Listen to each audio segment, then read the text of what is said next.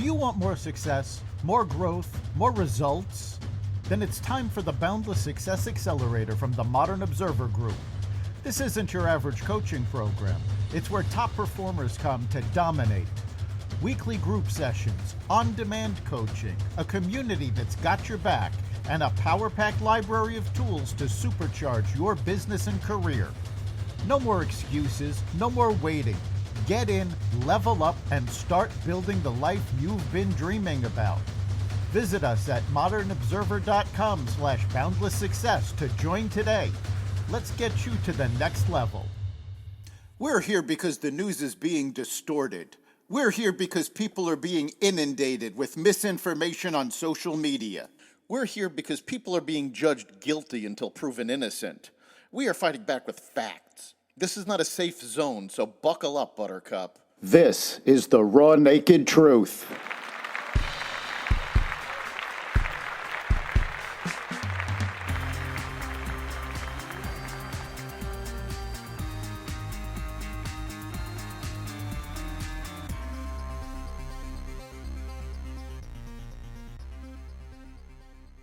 The search for flood survivors continues. Tariff announcements, a change in airport security, and more. Welcome to the Raw Naked Truth. I'm your host, Eric Lopkin, and here's the news you need to know. President Trump extended tariff deadlines and revealed some steep new levies. The White House confirmed yesterday that President Trump planned to delay imposing new tariffs on trade partners that haven't reached deals with the U.S. until August 1st, ahead of the original date, which is July 9th, when the 90-day tariff pause would have ended. However, the president also began sending letters to other countries threatening high duties on their goods unless a deal is secured.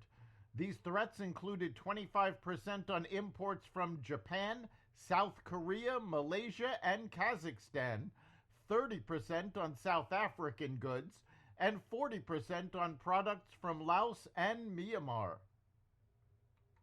The search for survivors continues as the death toll from the Texas floods rises.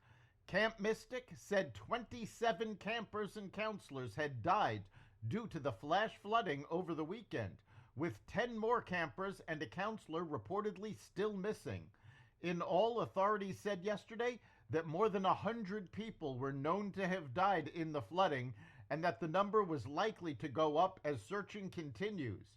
They declined to answer questions about weather warnings and didn't clarify why more areas were not evacuated as searches continued with more rain expected. Meanwhile, facing criticism from Democrats, President Trump denied that staffing cuts at the National Weather Service had hindered weather forecasting before the sudden flooding. The National Weather Service is using equipment that is decades out of date. Israeli Prime Minister Benjamin Netanyahu visited the White House yesterday, bearing a special gift for President Trump, a written nomination for the Nobel Peace Prize. He's forging peace as we speak in one country, in one region after the other, Netanyahu said of Trump. Thank you very much. This I didn't know. Wow, Trump replied, apparently very moved by the gesture.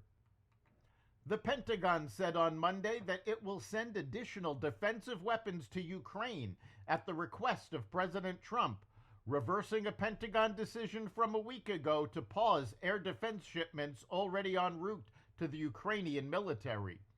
Ukraine is using speedboats as part of its defense against Russian drones.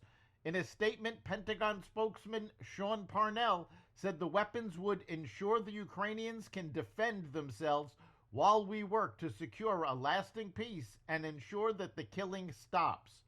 Speaking at the White House alongside a U.S. and Israeli delegation, Trump told reporters that Ukrainians must be able to defend themselves against escalating Russian attacks.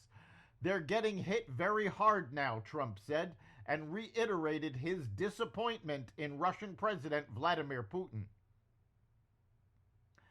After nearly 20 years of passengers having to take off their shoes while going through airport security, they might soon get a break.